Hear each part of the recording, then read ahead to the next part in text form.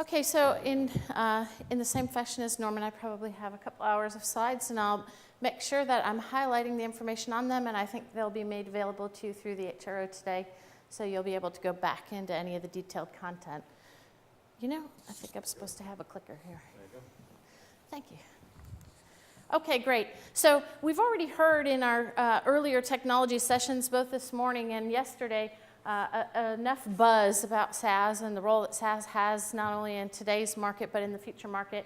And the truth is, you know, it really is making a lot of noise, and it causes us in our engagements with the client to really ask, is HR ready for SaaS, and are they able to make the buy in SaaS? You know, is all of this buzz and noise really leading to anything in the form of actionable activity? And really what's driving a lot of that is a whole lot of activity around acquiring in the market. So in 2011, 2012, we had a lot of folks that were pairing up and merging. Some of those that were more impactful include our big ERP providers choosing their SaaS mates and trying to figure out what their future going forward would be from that. Others like Aon and Deloitte acquiring Aggressor, trying to pick their Workday integration horses for the market.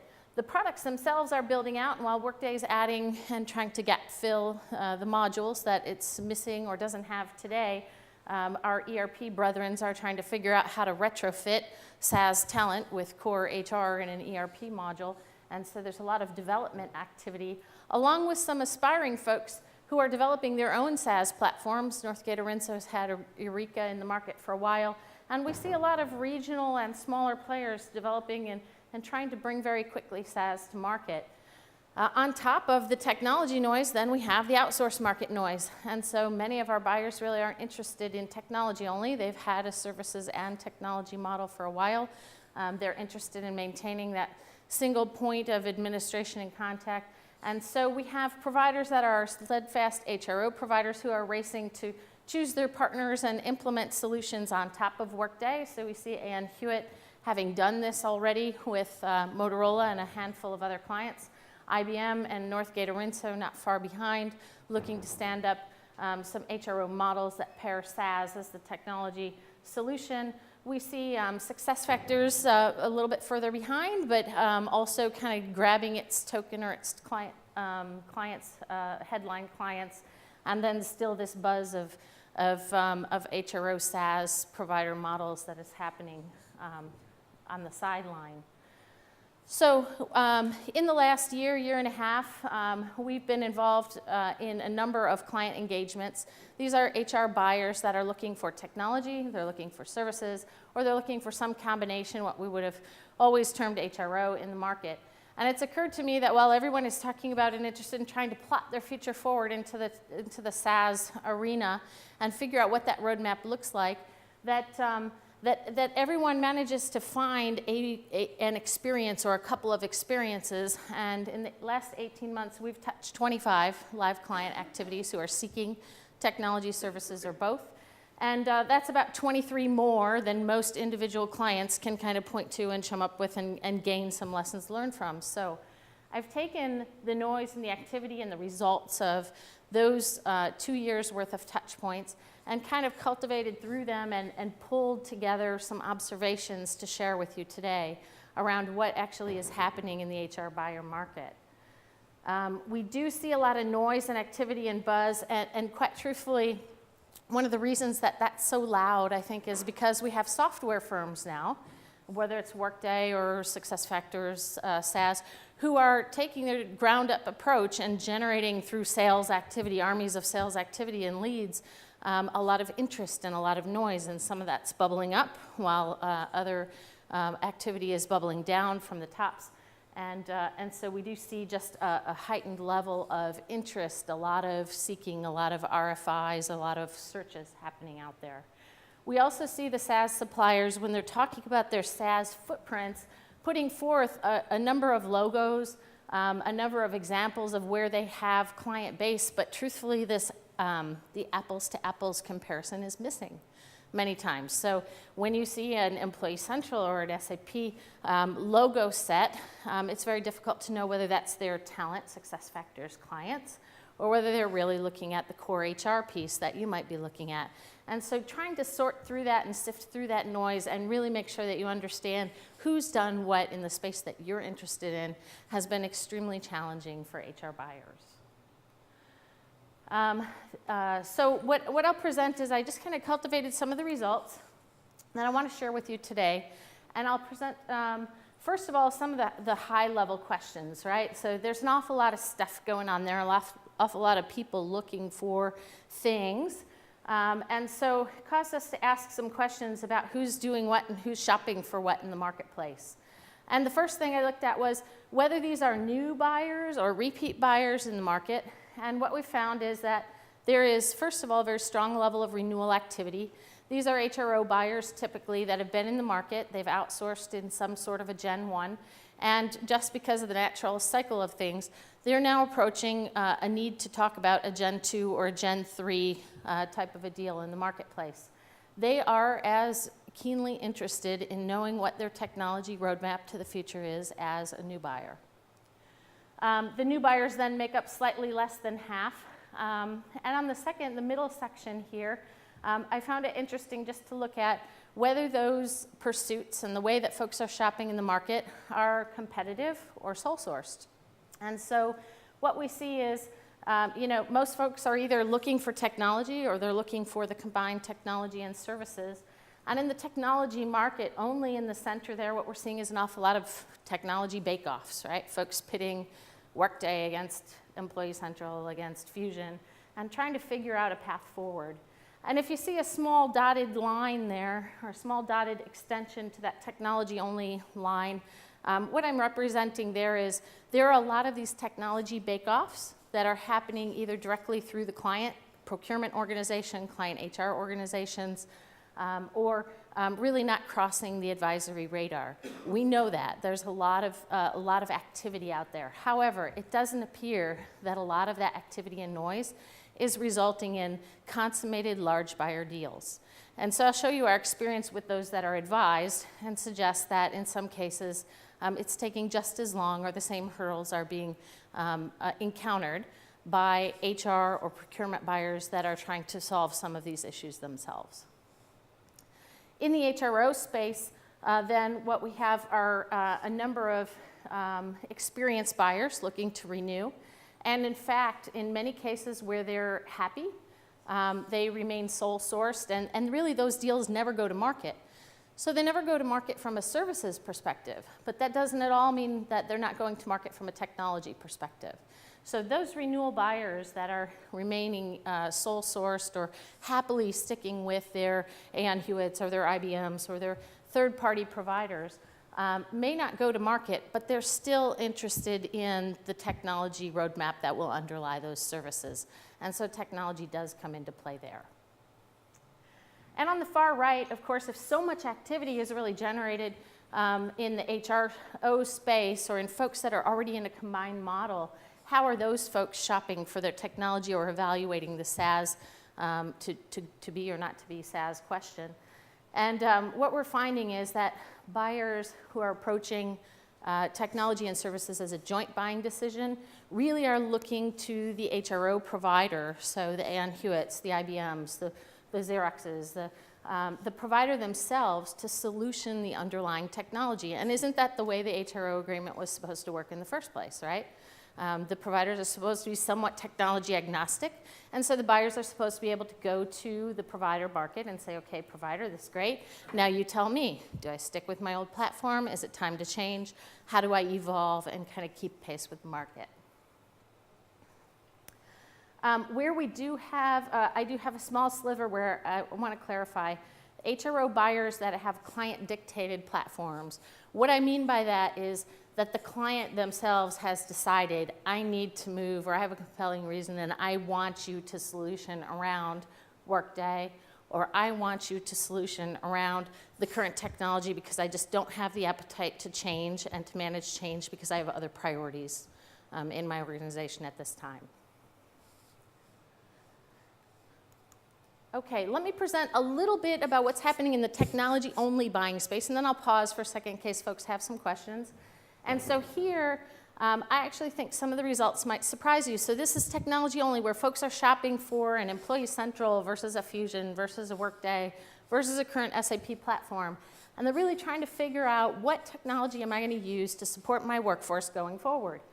And I think what's most amazing about this is that more activity than you would think, really the outcome is a punt, a delay, extending that decision to move to something new, and kind of letting the dust settle. Let's wait and see what's happening in the market. And so in the first two bullets, you'll see that most buyers are very motivated from a technology perspective. They're not on the newest, latest, greatest platform. They don't have, they would be in a situation where they might want to upgrade or change technologies to something new. And so 68% of them are really pretty motivated to move into some type of a new platform. However, less than 1/3 of the HR buyers, so 29% in our sample set, really chose to buy or upgrade their HR technology materially. And those that did really had a very compelling reason for doing so. So some of those reasons really largely were around our legacy platform absolutely dying on its last breath and needs to be replaced. Or M&A or divestiture activities were forcing one of the companies to find something brand new and jump in and get something up and running. Or sometimes that extinct platform issue is really a vendor issue, right? So in an outsourced model, the vendor's platform is just not viable anymore. But really it was taking a compelling reason to get buyers to jump and pull that trigger right now. The other thing that was very interesting about this is that those that were waiting to see, or those that were kind of extending their life of their platform, were choosing to articulate some sort of a roadmap to reevaluate and to relook and to try to position themselves into a SaaS or a future technology in some discrete short period of time. So 2 years was about the right time frame, and so many folks are punting and looking at this decision and saying, yeah, but I'm really not ready to pull the trigger, or my business case isn't right, or I have other priorities, and I need to look at it, I expect to look at it, but not now. Okay. On the SaaS side of the house, so I think many of us have attributed Workday, at least especially in the US markets where there's really a lot of activity around the Workday platform, with breathing some life back into HRO. And it's happening right at a time when the HRO clients, when HR itself has kind of ridden out its technology to the dying ends of its capabilities. At the same time, SaaS is the disruptor, right? So HR is surprisingly on the forefront of almost everything to do with the SaaS market.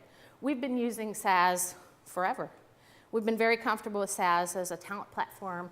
We've used them in the sum totals and in the success factors and in the, and so we actually are on the bleeding edge of something in technology, which is just dumbfounding to me, because that's not really our reputation, right?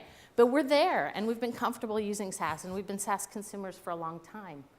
Workday began really US-centric and mid-market, and so folks had been watching it, and it's begun to mature, and in fact, it's reached a great level of maturity on the US soils and among US headquartered global companies. So I'm very conscious of the fact that I'm in Europe and on European soil right now. And so that ends up feeling a bit, that's where it's headed in the US, and we expect some of that is trickling down into this side of the pond. But just so you get some sense for some of the things that are happening from US-led activity, their client base has grown. Their client base has grown in 3 short years to over 500 clients. And those aren't just mid-sized clients. So they've kind of proven themselves as a large global core HR system. And that's new. That's new, and that's within the last couple of years. You should know that they don't do their own implementations most of the time. So there's a whole discrete integrator market that comes along with that. Technology buy. And also that they're really truly inundated with requests. And so it generates a lot of activity, and getting Workday to the level of seriousness and competitiveness that you might be interested in seeing them reach, is not going to happen until there's some major skin in the game, right? So there's a lot of sales activity, but getting that to a point where it's really truly competitive for them requires going quite far up the chain and proving your seriousness. We have Oracle Fusion and SAP Employee Central, and and they're catching up. They're catching up from a market share in SaaS, right, and largely from a core platform perspective. And really their focus after their talent acquisitions has been to figure out, how am I going to integrate this great technology buy and this wonderful SaaS experience that I have and the client base that comes with it, with the core part of HR that is employee data and ultimately the payroll interaction or the payroll processes.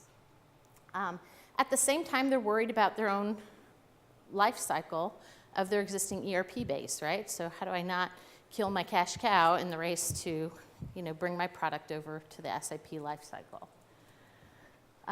There's an awful lot of experience with folks that can integrate your ERP platforms, but a lot of what's evolving in the SaaS space as HR core platforms is really doesn't have the discrete integration market and the discrete market of providers that hang out and implement these things for clients. So we have to look back to the ERP experience in order to find an outlet for that transition. What I think is the biggest phenomena of all, though, is that you look at the screens, you look at the reports, you look at the dashboards, and your HR practitioner says, this is what we've been trying to get to for the last 2 years of implementing technology. And so it's a ground-up swell of interest that is driving a lot of this activity. And at some point in time, that has to meet or not meet the executive buy decision. I just have one more piece on the technology, the underlying technology itself, and then I just want to stop for a minute before I move into the HRO and how the services fits with the technology. We've noticed in our deal and engagement experience in the market that on top of the disruption of SaaS and Workday on US soils is kind of a one-upping the disruptor activity that's going on in the market, right? So we have some other players in the game that have very solid footing in the ERP markets themselves that are now looking to make sure that they're appropriately positioned as SaaS kind of takes the world by storm. And one of the interesting things that seems to be occurring of late anyways, I'll be interested to poll the group here, is from an SAP perspective, SAP Employee Central in particular, we've begun to see a noticeable release of communications, informal communications, around little or no future investments directed toward the EC line, the ERP line that's in place today, and that those new product dollars would be directed toward the SaaS offering. And so, try as I might to find a whole lot of formality around those messages. I'm not sure that I've seen any of it. I don't know if folks here have heard similar things or familiar with anything similar from the SAP Employee Central front. But that rumor or that direction in product development is definitely out there, right? And what it's doing is it's starting to drive some of the consumer behavior. So HR buyers that are looking at technology are beginning to wonder, how long is my life cycle for EC6 if I'm there? I'm current, but how long is that going to last, right? And I'm going to get anything new and fresh out of this as I continue to work with that as a current platform. And it's also causing a pretty strong incentive for the HRO providers who are solutioning and bringing those technologies to the table to say, wait a minute, what do I got to propose here as far as a system is concerned? Do I have to worry about proposing a current ERP platform and some current tools and services only to have a client worry that I'm going to deploy something that in 2 or 3 years before my contract's even over is irrelevant, right? So I think some of that is, to me, feels like disrupting the disruptor, right? I mean, I'm in this game, and I'm going to drive it, and I'm going to see where it'll go. And so that's something that we're watching very carefully. The other thing that we're watching very carefully from a noise in the market perspective is kind of what the options are for payroll, in the market. So we heard Norman say that payroll was a huge touch point, right? It's something, a beast to be reckoned with and something to approach very carefully. And yet, the solutions in the SaaS market for payroll are limited. They're either limited by geography, or they're limited by the fact that services don't come with the buy, or they're limited by the fact that it's not really a SaaS model. So we see all of those variations. And in the midst of all of that, there is a positioning of providers that really want to orient themselves toward folks that are concerned primarily with making sure that the payroll engine doesn't stop and caretaking the broader payroll issue. So we do see providers like Northgate Orenso and ADP who have very broad, very strong footprints in the payroll space that are driven to pursue and get engaged and begin contacting and come into play, especially when multi-country payroll is one of the primary areas of focus for the client. We wanted to just make sure you know that Workday doesn't do payroll outside of North America. There's some rumors maybe the UK might be a module in the future. Otherwise, their approach is to be a connector or to provide connectors to global payroll providers or individual payroll providers. But they certainly have aligned themselves with a number of providers that could do some bundled payroll. And from the Oracle and SAP development on that front, I think Europe in particular, with the strength of SAP, should be watching to see how exactly are we going to watch SAP position SuccessFactors and its cloud payroll solution, where they have a number of payroll templates that are developed in SAP, and yet aren't necessarily deploying those in really a true SaaS model fashion. They're still looking to deploy those in single-tenant country models.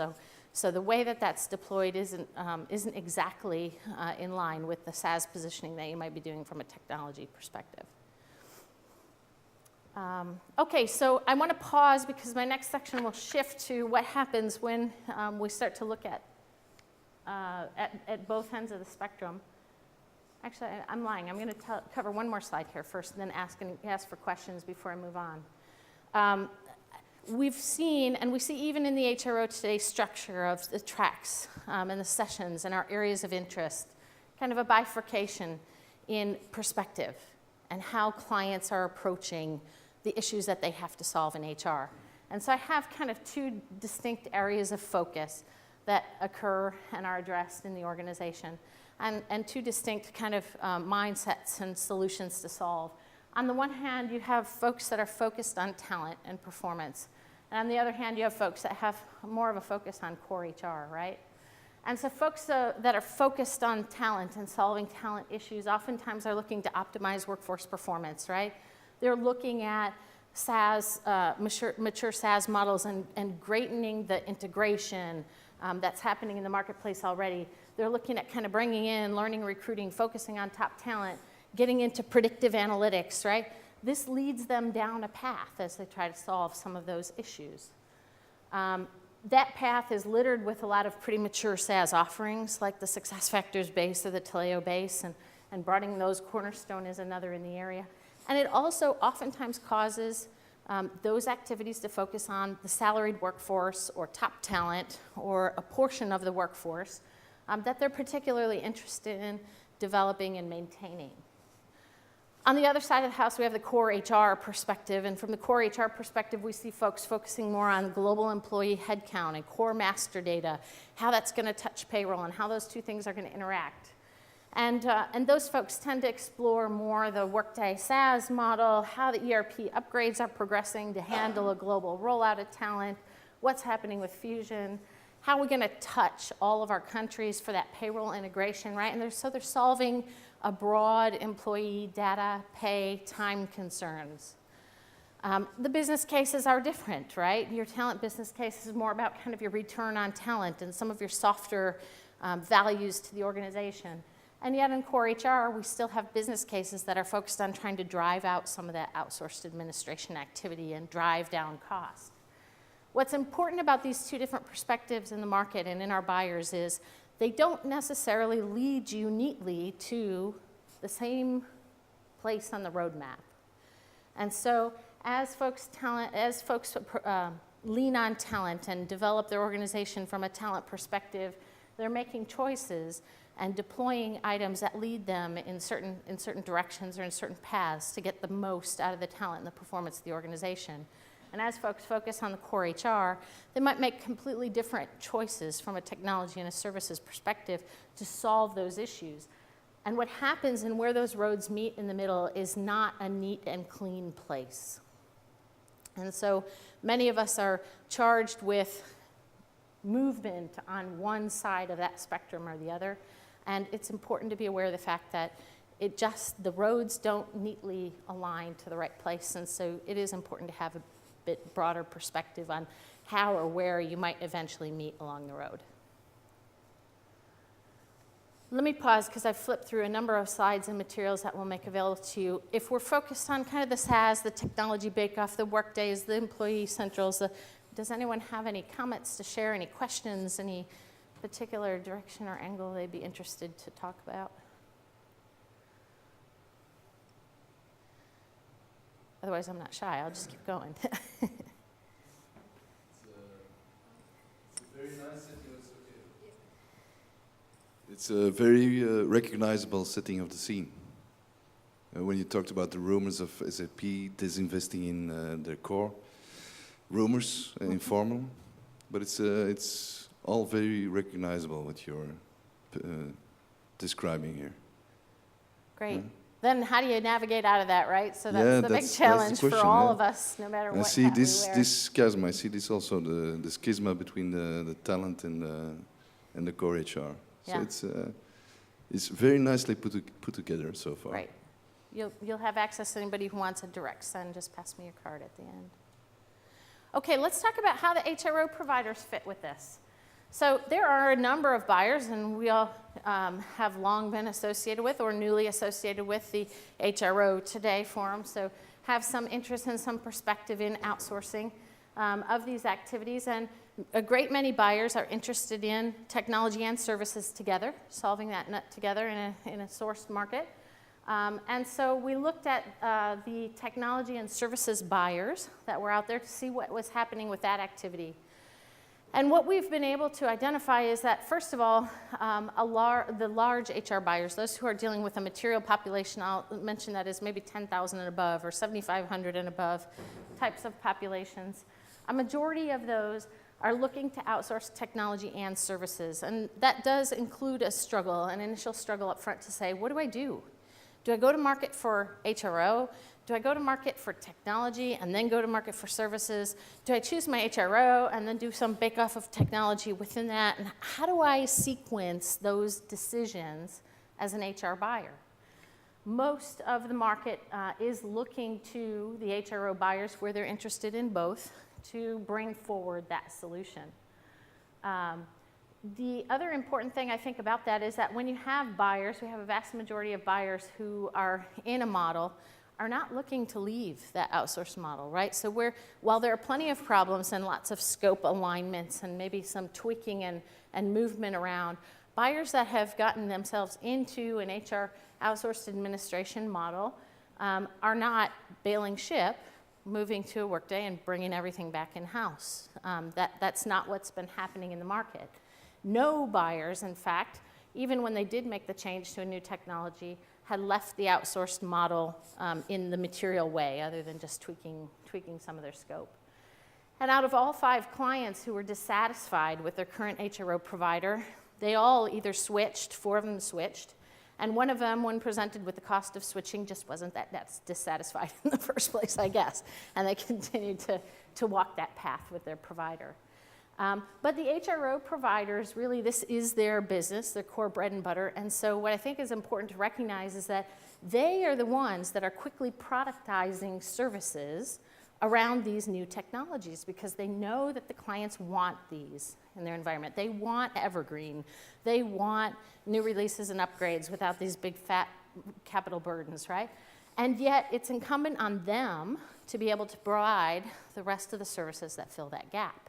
And so they, as much as anyone else in the market, really are working on making that gap fill and productizing that so that it can be brought to the market much more quickly. I think on the bottom of the slide there, I just mentioned where we see folks that are technology buyers first, once they get themselves into a Workday type of a situation or a new SaaS tool that's supposed to be painfully easy for all of your managers and your employees to just pick up and use, right? Once they get into that model, the natural question that follows is, what do I do to organize the shared services around that model? So I've deployed some tool, it's wonderful, but it's not the be-all, end-all, and I do have opportunities from a shared services perspective to figure out how do I deliver the services that complement this great technology, right? And so we do find that we're doing a lot more activity around clients who have made a technology choice and then been interested in, what do I do for shared services? And that answer gets infinitely more complex when you start to talk about a region like Europe or a global client, where you have multiple countries, multiple languages, multiple local influences, and all of a sudden the very confident US-based client who wants to do their own shared services thing is an awful lot less confident about being able to deliver with any scale and efficiency. Okay, I answer a lot of questions about why do I care about the service delivery if I have this great new technology, right? So it's intuitive, it's got dashboards, it walks itself, it feeds itself, it talks to itself, it does all these cool things. Why would I care about a services model on top of that? What we're finding is that, that folks do care and that the markets are responding with clients like Ann Hewitt. Motorola is one of the 3 clients live today in a BPO SaaS model. They have 5 or 6 more that are coming, have been announced. Others are following. But what the clients are demanding, and especially those clients who have had it, even in a broken, maybe old-fashioned 10-year-old technology fashion, is that they're accustomed to having a seamless user experience. And the pure technology underneath, that raw SaaS technology, delivers some user experience, but it doesn't connect all the dots. And a lot of those dots have been connected historically through some of the proprietary offerings of our HRO friends, whether it's their portal or their tools in the back office to manage cases and track cases. And so these are the items that we see most missing or absent, kind of the gaps to fill for folks that find themselves buying the latest, greatest technology and feeling very good about where they're getting from a technology package perspective, and still feeling like there isn't anything to bundle together the experience. That's case management, that's email, that's chat inquiries, and knowing who's contacted from what channels and kind of keeping those all in alignment with each other. It's access to policies and procedures online, both for folks in a service center and for your employees and managers. It's integrating things that are in the package native themselves. So if you go to a Cornerstone, or you're using a benefits, payroll, learning systems that aren't in your package, those aren't natively integrated in these SaaS tool suites, and so there's nothing kind of pulling that experience together. Folks do still need to do some back office administration where everything just doesn't happen naturally or magically by itself in the self-service environment. We have a lot of employees in different situations that don't even have access to self-service technologies. And so there's a certain amount of data entry or mechanism for changing data and making updates when they can't just flow through self-service. And then the reports and analytics, which some are native, certainly to the tool, but we do see a big upsurge in big data conversations and how we're going to mine and predict using data and tools. That's out there, and it's out there for a reason. It's still a need. Finally, those who have already outsourced payroll. So if you're a buyer looking at SaaS and you like what you see, buying a SaaS tool or module does not solve the services support that you may have, want, or need for payroll.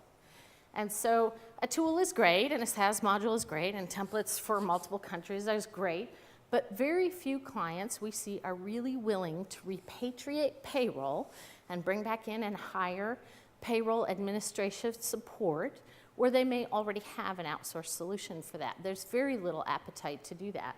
And so these modules don't fix or don't solve that.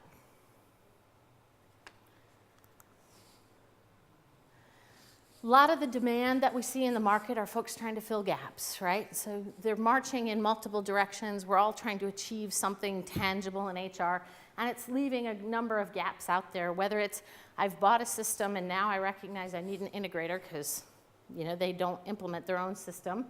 I've got a shared services center. I bought a cool system. How the heck do I provide a portal? I need a portal. How do I fill the portal gap? I need to figure out how to change the organization and move into a COE type of a model. The HROs themselves are really trying to thin down their portals and put themselves in a space to be able to deliver appropriately on top of SaaS. And the payroll gaps are an issue to be reckoned with. And so there's a lot of providers floating around in this soup that are systems providers. And there's a lot of providers floating around in the soup that are services providers. And what it's doing is it's creating not only a heightened level of activity, but a lot of confusion on the part of HR buyers on how to see themselves through to a roadmap that makes sense when you put it all together at the end.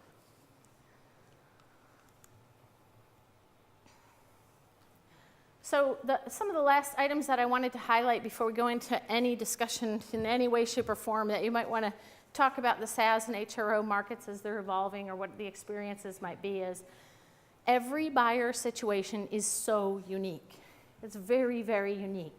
Not only is the buying perspective unique, here's what I think I need or I think I want, but their situation is unique.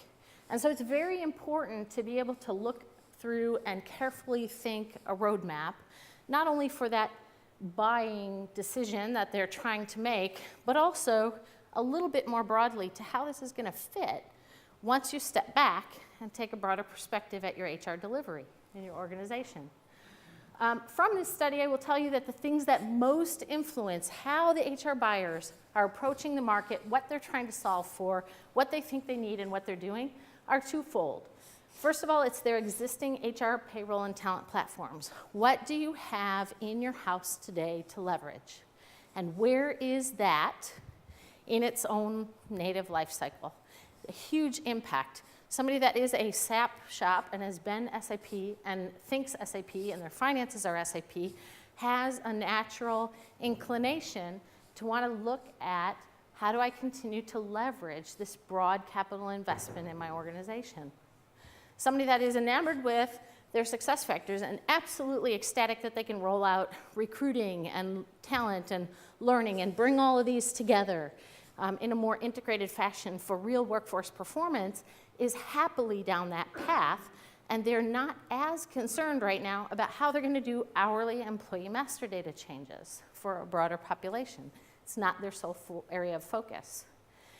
The other single biggest influencer is whether or not they currently outsource HR administration and or payroll administration. These are huge touch points in their delivery model today that impact how they approach buying and what they want to buy in the market. And a big part of that is very simple. I have this taken care of today. Whatever I do, I'm not looking to lose it or to go backwards from this. I want to make things better and to move forward. And so it means that it tells you a lot of nuts that need to be solved for in order to move that buyer to a new space. Capital investment in HR has been the bane of our existence forever, right? I mean, we're not the guys that the company dumps their additional cash for the year to and says, here, do something neat and cool with this. It's very tough for us to get capital funding for any of the initiatives that we're trying to pursue in HR. And so what's interesting about some of the market activity is you need to plan for the fact that these products and services are evolving. And you might be solving for a particular path of activity or needs, but this is not your only drink at the well. And becoming very comfortable with and articulating solid business cases will make or break any movement or activity in an HR buying decision. And I think finally, when it comes to contracting SaaS, a lot of organizations that we work with end up having a very misdirected comfort level here. It's a technology buy, right? And so that makes procurement very comfortable with it. It makes payroll, folks who have sourced payroll forever, very comfortable trying to pick up the payroll portion of a deal. It makes somebody who's just renewing an HRO model for another generation very comfortable in saying, I'm contracting, I have enough expertise in-house to kind of get through this. And the important lesson that we see our clients learning is contracting SaaS, or even trying to build a roadmap for services and solutions that will incorporate SaaS at some point in the future, is really a very different animal. And there are a few things that make it very different. There's not a lot of information widely available about where you can get and what you can achieve in your SaaS deal, right? There's a lot of information available about this is the way the pricing structure is in SaaS. This is the way the policies, and the data security activities work in SaaS. There's not a lot, you're left to believe that there's not a lot you can do about many aspects of a SaaS deal that you might sign. And there's an awful lot of folks to engage in the organization to make sure that a SaaS model is comfortable for your company. And so involving folks outside of HR broadly is a big challenge. And oftentimes the buying decisions are not led by broad-based teams that have that level of activity. And getting any insight or information about has anyone ever made progress negotiating this dimension before is very elusive. And it requires either a lot of networking with peers, or it requires seeking out some assistance with folks who have some experience with, has anybody ever made progress here? Can you make progress here? What could I possibly do as I try to approach this contract? And many buyers are so happy and so anxious to get into their next solution and move things forward on the transformation needle that there isn't near enough care and attention paid to what they need to do to set their current contract in the best position possible. I don't think I have much more other than to open it up and see what's on your minds and where you're at in your own journey, to look at the future possibilities, what challenges you have today, how any of this might be helpful or interesting, or what other perspectives maybe I should have included that I didn't.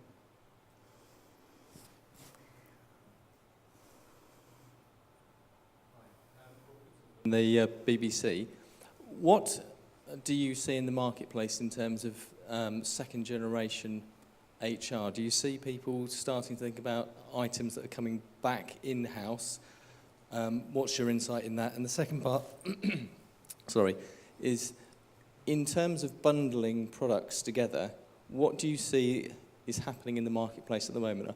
We normally see that HR is run by HR, payroll is run by payroll, but actually what's the bigger benefit in terms of a bundle to a prospective buyer? Okay. Let me start first of all with your question about second generation HR folks.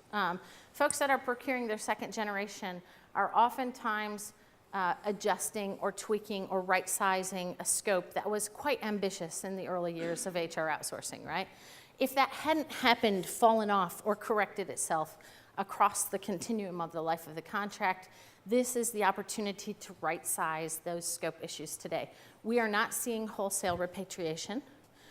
We are seeing switching where there's dissatisfaction, and most switching is due to, we have a small number of tier one providers that have been successful and continue to gain business and have investment to leverage and develop and bring new products.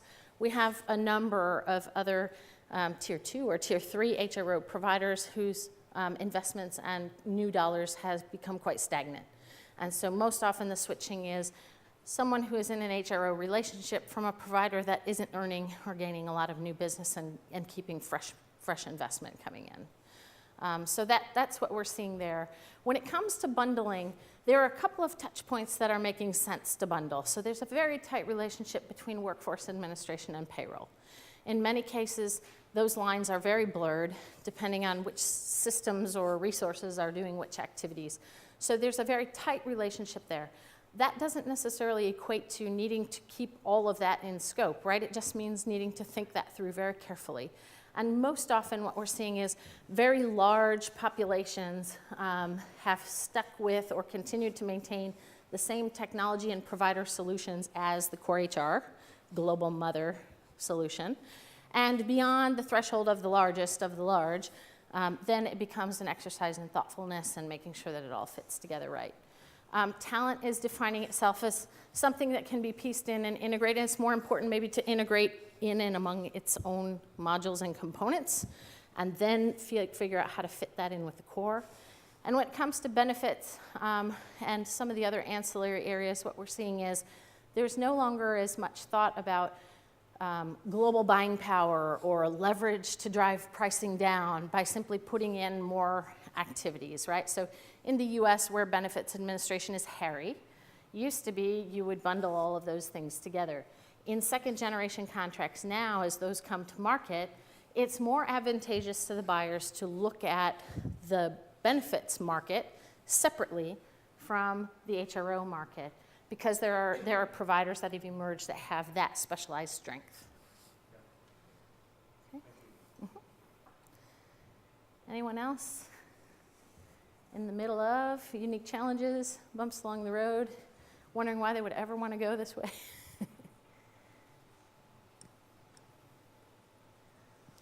Hello, Andy Spence. I don't know whether you saw the panel discussion yesterday with some buyers and Mike Etling from Northgate Rinto HR. Yeah, I didn't see. I actually ducked out right in between, so I missed. I was at the one before, and I missed that.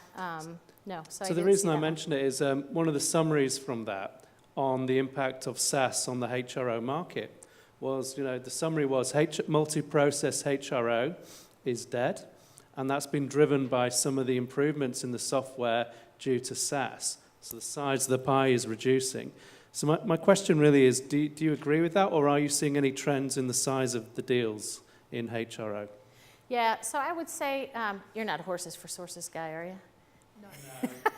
Okay, there was also a large article out by Horses for Sources that had some similar perspective they were sharing about, is really the HRO market dead? I would say we're seeing the opposite. So what we're seeing is, now, I don't mean to say that we're seeing this great huge rush, right? It's not the gold rush and folks are going, oh my God, get me into an outsourced model now, right? We've still been hovering around the 15 to 20% of the large market as far as penetration goes in HRO. We have seen more new buyer activity in these last 8 months than we've seen in the previous 3 or 4 years. Some of that is general market conditions, right, and the availability of capital. But we've had more new buyers now to the market than we've had in prior years combined. We're also seeing in the renewals, and there's been a tremendous amount of renewal activity, we are not seeing an exodus even where clients are moving into a SaaS model and presumably would contemplate doing those things themselves. And so we're seeing buyers who are in that model, happy with that model, and recognizing the value of the gaps that are filled by the HRO's proprietary activity. The third thing that we're seeing is buyers that are focused on technology buys. And so if HRO has 15 to 20%, that leaves 80% of the market, right? That's never gotten into a broad outsourced type of a model. So those buyers are in a better situation to jump into a new technology, right? To be able to say, I never got much very far in the first place. This is a fresh new opportunity for me. Those buyers are not racing necessarily into an HRO delivery model. They are looking to move into something that is a future technology, and then they're turning around and saying, wait a minute, I need to fix some gaps. And some of those gaps are focused around the back office administration, the portal technology, all these things that I need to either solve myself, or I need to step back and say, what can the market do for me? And am I looking for tools that will build a portal for myself, or do I need to stop and say, well, I also have a buy decision here. I can move my model with my neat new technology into an outsourced market model. And so that's the progression that we're seeing more than any. The challenge is the HRO market is not yet ready to be able to handle that en masse. So the HRO market now has legs under it for the Workday tool. They don't have the same legs under it for Employee Central and for Fusion. They don't. The market demand has not led them there. It's leading them there, but it has not led them there. We're also seeing buyer size shrink. So before outsourcing was for your 10,000 plus live companies, right? We're now seeing that market size creep down to 8,000, 7,000. And we're seeing models built around SaaS by the HRO providers that are specifically looking at how do I make this palatable at a smaller market size. But I would tell you it's gradual, it's slow, but we definitely don't see the death of the market. We see a lot of demand.